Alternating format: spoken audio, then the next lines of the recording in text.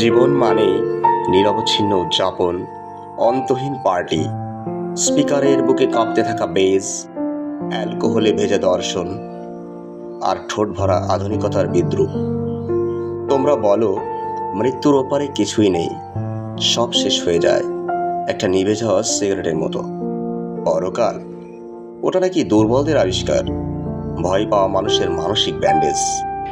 তাই তোমরা জীবনকে মাপো ওয়াইনের গ্লাসে, ভালোবাসাকে মাপো শরীরের তাপে, আর আত্মাকে বিক্রি করে দাও কিছু ক্ষণস্থায়ী করতালির বিনিময়ে।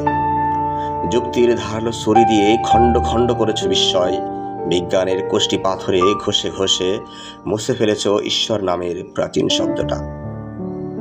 খুব সুন্দরই তো কাটছিল সব, রাত ছিল রঙিন, বন্ধুরা ছিল অনলাইন, হাসিগুলো ছিল ফিল্টার করা নিখুঁত। তারপর একদিন রিপোর্ট এলো, সাদা কাগজে কালো অক্ষরে লেখা একটি অনিবার্য ভয়ের নাম। অথবা যে মানুষটার কাঁধে মাথা রেখে তুমি ভবিষ্যৎ এঁকেছিলে, সেই হঠাৎ তোমার সমস্ত বিশ্বাস ভেঙে দিয়ে অন্য কারো হাত ধরে চলে গেল। সেদিন নিয়ন আলো কেমন ফ্যাকাশে লাগে, সিগারেটের ধোঁয়াও আর দুঃখকে ঢাকতে পারে না।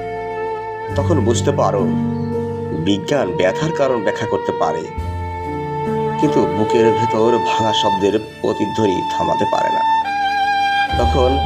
যখন গভীর রাতে নিজের ছায়াটাও বিশ্বাসঘাতক মনে হয়, যখন আয়নার সামনে দাঁড়িয়ে নিজেকেই অপরিচিত লাগে, তখন কোথায় যাও তুমি? কোন দরজায় গিয়ে অবশেষে ভেঙে পড়ো? কার কাছে বলো আমাকে একটু বাঁচাও? ডাকো তোমার যুক্তিকে, ডেকে আনো সেই উন্মত্ত ফুর্তির দল, বলুক তারা কিভাবে সেলাই করতে হয় আত্মার ছেড়ে যাওয়া অংশ। যাদের তোমরা সেকেলে বলো, যারা ঝড় এলে চোখ বন্ধ করে আকাশের দিকে তাকায়, তারা অন্তত বিশ্বাস করে কোথাও একজন আছেন যার কাছে কান্না জমা রাখা যায়। তাদের অন্ধকারে একটা প্রার্থনা জ্বলে, একটা আশ্রয় থাকে।